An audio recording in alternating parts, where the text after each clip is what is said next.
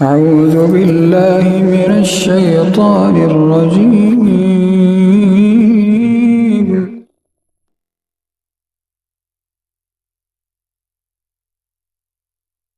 یخرج منہم اللؤلؤ والمرجان.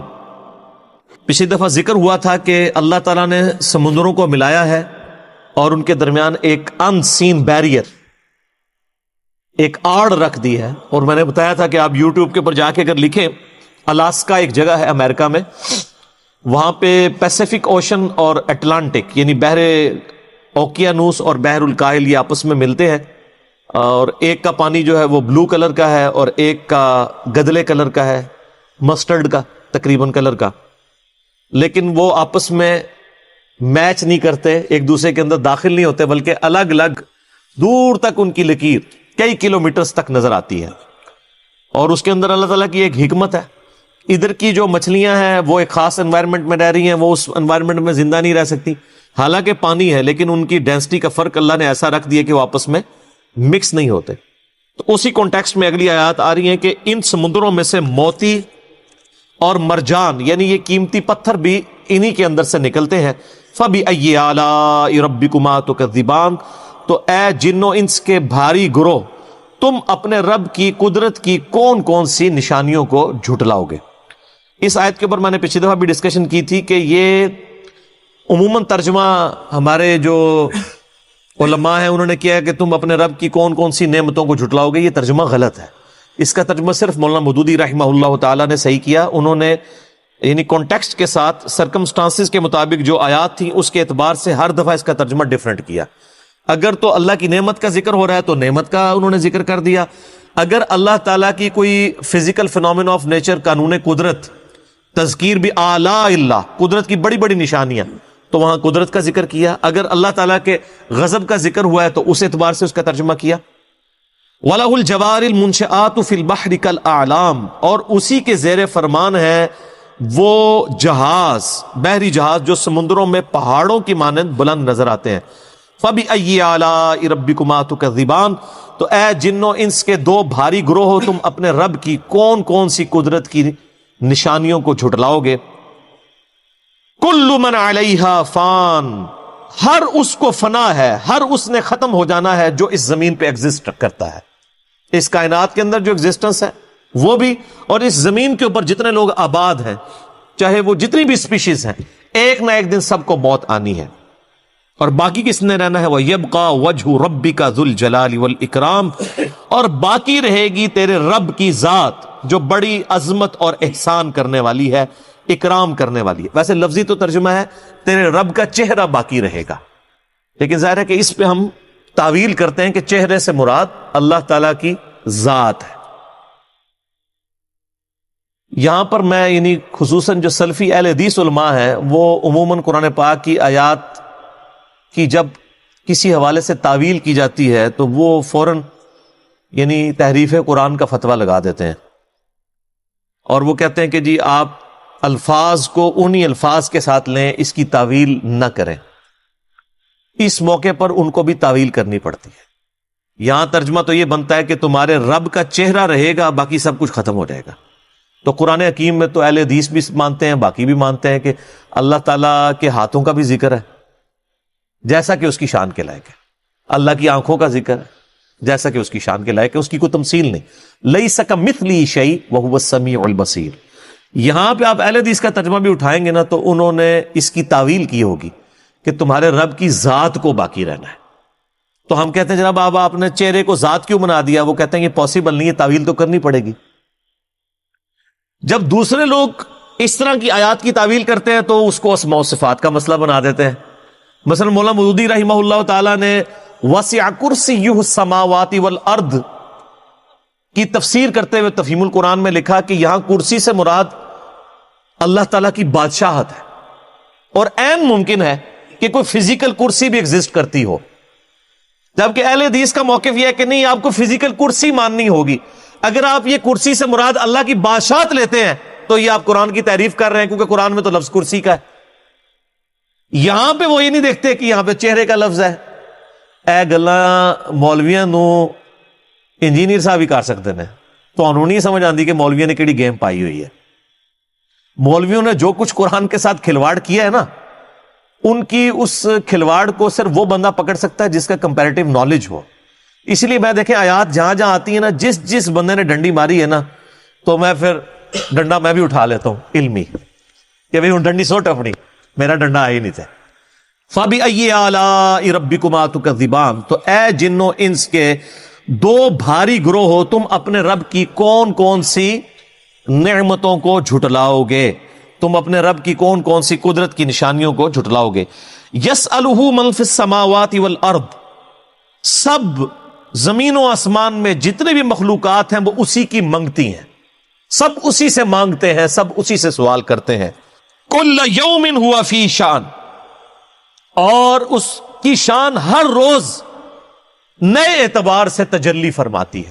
ویسے بعض لوگوں نے اس کا ترجمہ کیا ہے کہ اللہ تعالیٰ کو ہر روز کوئی نیا کام ہوتا ہے، تو وہ یہ سمجھتے ہیں شاید ہم بھی دفتر جاتے ہیں تو اللہ تعالیٰ کا بھی کوئی نیا کام ہوتا. یہ نہیں ہے، اس کا جو بالمفہوم ترجمہ ہے کہ اللہ کی شان ہر روز نئے طریقے سے جلوہ نما ہوتی ہے. یعنی آج جس طرح سائنس نے ترقی کی ہے اور جو خدا کا تعارف نیشنل جغرافک نے یا اینیمل پلانٹ نے یا ڈسکوری چینل نے کروایا ہے، اور ہمارے بزرگوں کو تو اس کا اشر یشیر بھی نہیں پتا تھا.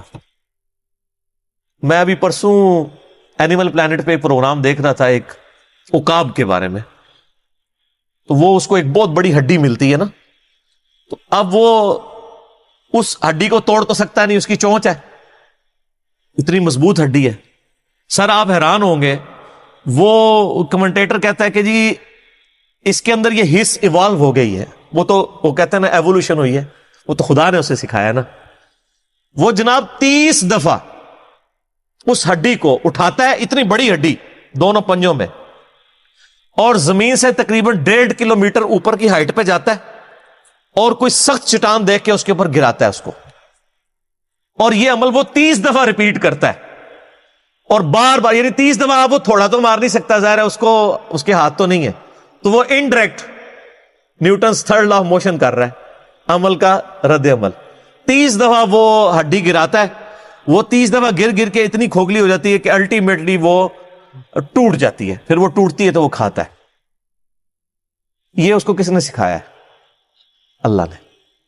یہ ہمارے کسی بزرگ کو، کسی صحابی کو، کسی تابعی کو یہ چیزیں ابزرو نہیں ہوئی ہیں. اگر انہوں نے کی بھی ہوں گی تو ایک دفعہ گورے تو جناب ایک ہفتہ کیمرہ لگا کے بیٹھے رہتے ہیں نا. یہ چیزیں تو گوروں نے دریافت کرنی تھی نا. اور اس طرح کی قدرت کی کئی نشانیاں، یعنی اس میں تو میں فی البدی گھنٹوں بول سکتا ہوں کہ اللہ تعالیٰ نے مخلوقات کے اندر کیا کیا چیزیں رکھی ہیں، اور وہ سب اللہ کی قدرت کی نشانی ہیں جو وقت کے ساتھ ساتھ ایکسپلور ہو رہی ہیں. یہ اللہ تعالیٰ کی نئی نئی شانیں. آپ کو پتا ہے اس وقت ڈیپ اوشن کے اندر ایسی مخلوقات دریافت ہوئی ہیں جو آج سے 20-25 سال پہلے تک بھی دنیا کو پتہ ہی نہیں تھا کہ یہ مخلوقات ایگزسٹ کرتی ہیں. دیکھنا تو بڑی دور کی بات. اور وہ مخلوقات وہ ہیں جو کبھی سمندر کے اوپر نہیں آئی ہیں، وہ نیچے ہی اندھیرے میں رہتی ہیں، انہوں نے سورج کبھی نہیں دیکھا. اور آپ حیران ہوں گے کہ ان کے اندر جو سسٹم ہے نا، یعنی اپنے آپ کو نیچے رکھنے کا، ورنہ تو کوئی بھی چیز فلوٹ کر کے الٹیمیٹلی اوپر تو آ جاتی ہے، وہ اپنے آپ کو نیچے جو رکھتی ہے تو کوئی ٹیکنالوجی چاہیے نا. آپ نے یہ جو آپ دوزیں ہوتی ہیں یہ نیچے کیسے رہتی ہیں؟ اس کے اندر پانی بھرا جاتا ہے باقاعدہ، پھر وہ وزنی ہو جاتی ہے، وہی فورس آف بوئنسی سے بڑھ جاتا ہے ان کا اپنا ویٹ، تو وہ نیچے بیٹھ جاتی ہیں. پھر اوپر لانے کے لیے، اس پانی کو باہر نکالنے کے لیے خاص قسم کے انجن ہوتے ہیں. ٹھیک ہے، آپ حیران ہوں گے، آپ یوٹیوب کے اوپر جا کے دیکھیں جو اس وقت ماڈرن جیٹ انجن آپ دوزوں میں استعمال ہو رہے ہیں نا، سیم اسی ڈیزائن کی چیزیں، ایگزیکٹ اسی شکل و صورت کی ان مچھلیوں کے اندر ہے. سیم اسی کا ان کا جو ہے وہ ڈیفیوژن سسٹم ہے. اب آپ لوگ تو چونکہ انجینئرنگ کی فیلڈ کے نہیں ہیں تو اس لیے آپ کو سمجھانا مشکل ہوگا. تو وہ سیم وہی سسٹم، ڈیزائن تک وہی ہے. یعنی اگر انسان آپ دوست بنانے سے پہلے زمین کے یعنی اس طے تک پہنچنے میں کامیاب ہو جاتا تو اس کو ڈیزائن بنانے کے لیے اتنی محنت نہ کرنی پڑتی. اور وہ جناب ہزاروں سال کیا لاکھوں سال سے سمندروں میں ایگزسٹ کر رہی ہیں مخلوقات اللہ تعالیٰ کی. تو سر یہ آپ ڈسکوری چینل دیکھیں گے تو آپ کو پتہ چلے گا کل یوم ہوا فی شان، ہر دن وہ نئی شان کے ساتھ، اس کی شانیں تو ہیں، وہ ہمارے سامنے نئی شانوں کے ساتھ ایکسپوز ہوتا ہے. اور ابھی بھی کئی شانیں ہیں جو اس کی مرنے کے بعد جنت میں پہنچ کے ہمارے سامنے آئیں گی، اس کا تو کوئی احاطہ نہیں کر سکتا. فَبِأَيِّ آلَاءِ رَبِّكُمَا تُكَذِّبَانِ، تو اے جن و انس کے گروہ اپنے رب کی کون کون سی نعمتوں کو جھٹلاؤ گے. سَنَفْرُغُ لَكُمْ أَيُّهَا الثَّقَلَانِ، ان قریب اے دو بھاری گروہ یعنی جن اور انس ہم تمہاری طرف متوجہ ہوں گے. یہاں پہ یعنی اب وہ ذکر آ رہا ہے جو میں کہہ رہا تھا نا، فَبِأَيِّ آلَاء میں جو تثنیہ کا صیغہ آیا ہے کہ تم دو گروہ، تم دو گروہ، تم دو گروہ. وہ دو گروہ کون سے ہیں؟ جانور ہیں، انسان ہیں، فرشتے ہیں، جنات ہیں، کون ہیں؟ اب وہ یہاں پہ ٹروتھ ریویل ہونے لگا ہے سورہ الرحمن کے اس پورشن میں کہ وہ دو بھاری گروہ ہیں جن کو اللہ تعالیٰ نے سوچنے سمجھنے کی صلاحیت بھی دی اور حق اور باطل کا مادہ بھی ان کے اندر رکھا. اپنی ول سے وہ اپنے رب کو چوائس کریں. وہ دو ہی مخلوقات ہیں، جن اور انسان. فرشتوں میں صرف حق کا مادہ ہے، ان کے اندر صرف نیک اعمال کرنے کا مادہ اللہ نے رکھا ہے، برائی کا وہ سوچ بھی نہیں سکتے، کرنا تو دور کی بات. یہ دو با اختیار مخلوقات ہیں. وما خلقت الجن والانس الا لیعبدون. تو ہم انقریب تمہاری طرف متوجہ ہوتے ہیں، یعنی اپنی گفتگو کا روئے سخن تمہاری طرف کرتے ہیں. فَبِأَيِّ آلَاءِ رَبِّكُمَا تُكَذِّبَانِ، تو تم دونوں گروہ اپنے رب کی کون کون سی قدرت کی نشانیوں کو، نعمتوں کو جھٹلاؤ گے. یا معشر الجن والانس، اے جن و انس کے بھاری گروہ ہو، بڑی جماعت ہو. ان استطعتم ان تنفذوا من اقطار السماوات والارض، اگر تم میں طاقت ہے نا کہ تم نکل سکتے ہو زمین و آسمان کی باؤنڈری سے. فانفذوا، تو نکل کے بتاؤ، بھاگو. اگر تم اتنی طاقت رکھتے ہو کہ اس کائنات سے بھاگ کے کہیں اور جا سکتے ہو، یعنی خدا کی قدرت سے نکلنے کی کوئی کوشش کر سکتے ہو نا، جہاں بھی جاؤ گے اس کی بادشاہت ہی ہوگی.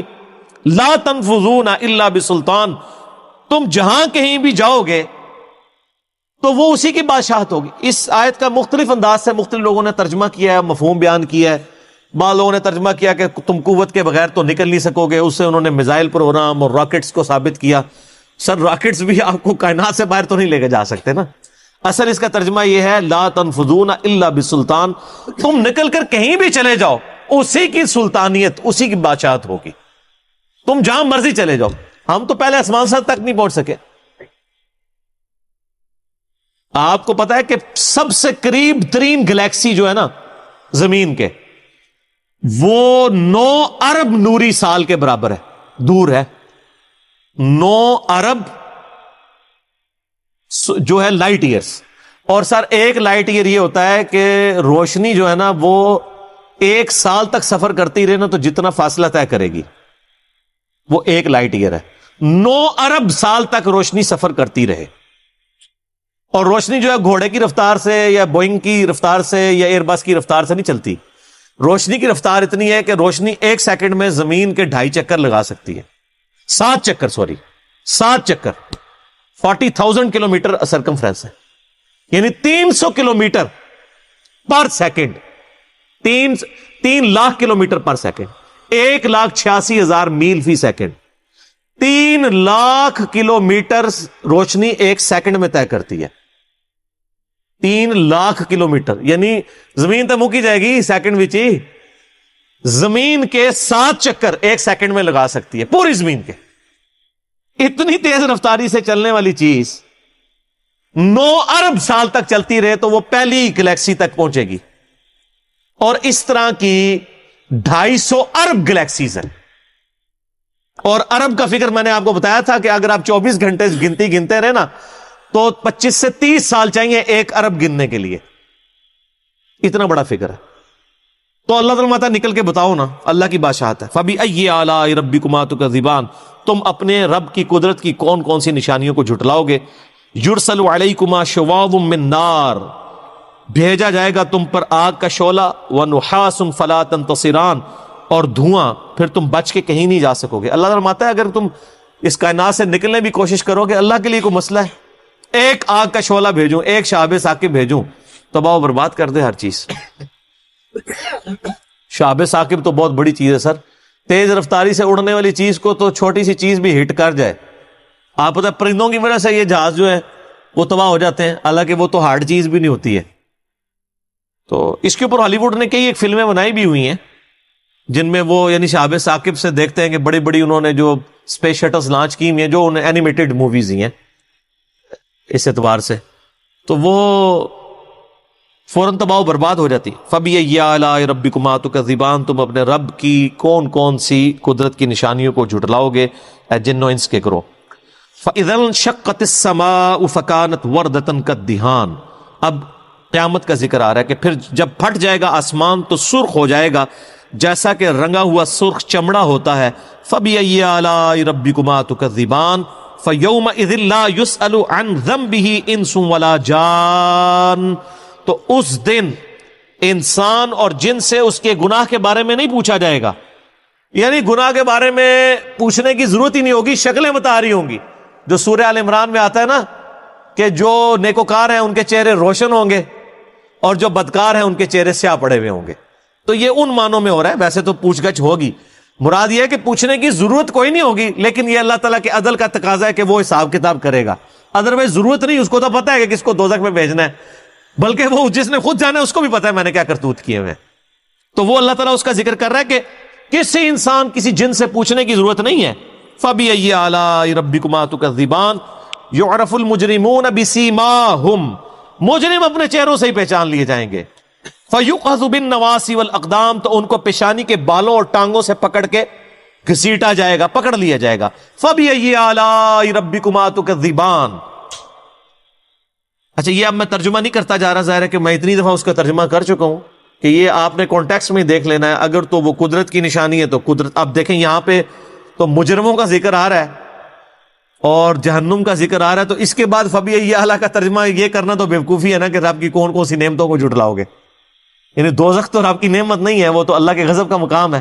تو یہاں پہ مراد ہوگا کہ اللہ تعالیٰ کی قدرت کی، یعنی اللہ تعالیٰ پکڑنے پر قادر ہے. وہ چاہے تو اس دنیا میں بھی پکڑ سکتا ہے لیکن وہ ڈھیل دیتا ہے تاکہ لوگ اللہ کی طرف رجوع کریں. هَذِهِ جَهَنَّمُ الَّتِي يُكَذِّبُ بِهَا الْمُجْرِمُونَ. یہ ہے وہ جہنم جسے تم دنیا میں جھٹلایا کرتے تھے. يَطُوفُونَ بَيْنَهَا وَبَيْنَ حَمِيمٍ آن. وہ گردش کرتے رہیں گے جہنم اور گرم کھولتے ہوئے پانی کے درمیان جو بہت گرم ہوگا. یعنی گرم پانی، وہاں پہ پیاس لگے گی، پہلے تو بھوک لگے گی تو کڑواہٹ والا ان کو زقوم کا درخت کھلایا جائے گا. اس کے بعد سخت پیاس لگے گی اتنی سخت کہ وہ پانی کو اوائڈ نہیں کر سکیں گے، لیکن پانی ہوگا اتنا زیادہ گرم کہ وہ چہرے کے قریب لے کے جائیں گے. تو قرآن پاک میں کئی جگہ یہ آیات آئی ہیں کہ ان کے چہرے کی کھال لٹک جائے گی، ان کی انتڑیاں جو ہے وہ جل جائیں گی. اللہم اجرنا من النار، اللہم اجرنا من النار، اللہم اجرنا من النار. فَبِأَيِّ آلَاءِ رَبِّكُمَا تُكَذِّبَانِ. تو تم اپنے رب کی ان غضب کی بڑی بڑی نشانیاں ان کو کیسے جھٹلا سکتے ہو اے جن و انس کے گروہ. یہاں پہ یہ ترجمہ ہوگا، نعمت ترجمہ نہیں ہوگا. ٹھیک ہوگا؟ السلام علیکم ورحمۃ اللہ وبرکاتہ. سورہ الرحمن آیت 20 سے 44 تک میں اللہ تعالیٰ نے ایک طرف اپنی قدرت کی نشانیاں بیان کی ہیں اور دوسری طرف قیامت کے دن کا منظر، جنت اور جہنم دونوں کا بیان بہت اثر انگیز اور تفصیلی انداز میں کیا ہے. آیت 20 سے 25 تک دریا اور اس کی حدیں. مرج البحرین یلتقیان بینہما برزخ لا یبغیان. مطلب اللہ نے دو سمندروں کھارے اور میٹھے کو ملا دیا ہے مگر ان کے بیچ ایک رکاوٹ رکھ دی تاکہ وہ ایک دوسرے کی حد پار نہ کریں. یہاں اللہ کی قدرت دکھائی گئی ہے کہ اس نے دو الگ الگ میزان کے سمندر بنائے، ایک کھارا اور ایک میٹھا، مگر دونوں ملتے ہوئے بھی مشرت نہیں ہوتے. یہ اللہ کی طاقت اور حکمت کا اشارہ ہے کہ جیسے دنیاوی حدیں اس نے رکھی ہیں ویسے ہی ہر عمل کی حدیں ہیں جنہیں انسان کو نہیں توڑنا چاہیے. فَبِأَيِّ آلَاءِ رَبِّكُمَا تُكَذِّبَانِ. تو تم تمہارے رب کی کون کون سی نعمتوں کو جھٹلاؤ گے. یہ جملہ بار بار دہرا گیا ہے تاکہ دل کو جھکجھورا جائے. آیت 22 سے 25 موتی اور جہاز. ان دونوں میں سے موتی اور مرجان نکلتے ہیں اور اس کے لیے بڑی بڑی جہازیں چلتی ہیں. یہ اللہ کی نعمتیں ہیں جو انسان کے کام آتی ہیں. موتی جیسی نعمتیں زمین کے نیچے اور سمندر کی گہرائی میں رکھی تاکہ انسان محنت کرے اور اس کی قدر سمجھے. آیت 26 سے 30 انسان کی فنا اور اللہ کی ابدیت. جو کوئی زمین پر ہے سب فانی ہے، صرف تیرے رب کی ذات باقی رہے گی جو جلال اور اکرام والا ہے۔ مطلب انسان، جنت، پہاڑ، ساگر سب مٹ جانے والے ہیں، صرف اللہ تعالیٰ کی ذات قائم ہے۔ ہر روز وہ نئے نئے کام میں ہوتا ہے، کسی کو موت دیتا ہے، کسی کو زندگی، کسی کو روزی اور کسی سے لے لیتا ہے۔ ہر چیز اسی سے سوال کرتی ہے، یعنی ہر ذرہ اس کا محتاج ہے۔ آیت 31 سے 36، قیامت کا دن اور انسانوں اور جناتوں کا حساب۔ اے جن اور انسانوں کے گروہ، ہم تمہاری طرف حساب کے دن وقت نکالنے والے ہیں۔ یہاں سے قیامت کا منظر شروع ہوتا ہے۔ اللہ انسانوں اور جنوں دونوں کو حساب کے لیے بلائے گا۔ اس دن نہ کوئی بچ سکے گا، نہ کوئی بھاگ سکے گا۔ اے جن اور انسان کے گروہ، اگر تم آسمانوں اور زمین کی سرحدوں سے نکل سکو تو نکل جاؤ، مگر تم اللہ کی اجازت کے بغیر نہیں نکل سکتے۔ یہ آیت انسان کو اتنی اس کی لاچاری اور کمزوری یاد دلاتی ہے۔ قیامت کے دن کوئی جہاز، کوئی راکٹ، کوئی طاقت اسے نہیں بچا سکے گی۔ آیت 35 سے 36، جہنم کی آگ کا منظر۔ تم پر آگ کی لو اور تانبے کا دھواں چھوڑا جائے گا، پھر تم بچ نہیں سکو گے۔ یہ جہنم کا ڈراؤنا منظر ہے، جہاں سے نکلنے کی کوشش کرنے والوں پر آگ کی لپٹیں اور دھوئیں برسایا جائے گا۔ وہ لوگ جو تکبر میں اللہ کو جھٹلاتے رہے، اب چیخوں میں گر جائیں گے۔ ہر طرف اندھیرا، گھٹن اور سجا ہوگی۔ آیت 37 سے 44، آسمان پھٹ جائے گا اور جہنم کا فیصلہ۔ جب آسمان پھٹ جائے گا اور لال چمڑے کی طرح ہو جائے گا تو اس دن نہ انسان سے اس کے گناہ چھپائے جائیں گے، نہ جنوں سے۔ اس وقت آسمان پگھلتے ہوئے تانبے کی طرح لال ہوگا، زمین کانپ اٹھے گی اور سب کے اعمال نامے کھل جائیں گے۔ گناہ گار لوگ اپنی پہچان سے پہچان لیے جائیں گے، پھر انہیں ان کے منہ اور پہلو سے پکڑ کر جہنم میں پھینک دیا جائے گا۔ کتنا دردناک منظر، چہروں پر گناہ کی نشانیاں، آنکھوں میں پچھتاوا، اور فرشتے کہیں گے، لو، یہ ہے وہ لوگ جو دنیا میں گھمنڈ کرتے تھے، تو اپنے رب کی کون کون سی نعمتوں کو جھٹلاؤ گے؟ ہر بار یہ سوال دل کو ہلا دیتا ہے۔ جنت کا اشارہ۔ آگے کی آیتیں یعنی سورہ رحمان کی آیت 45 سے آگے میں اللہ نیکی کرنے والوں کے لیے جنتوں کا تذکرہ لاتے ہیں، جہاں ہر چیز سہانی، ہر نظارہ راحت بھرا اور ہر نعمت ہمیشہ کی ہوگی۔ اس لیے یہ حصہ جنت کے ذکر کی طرف ایک پل کی طرح ہے۔ السلام علیکم ورحمۃ اللہ وبرکاتہ۔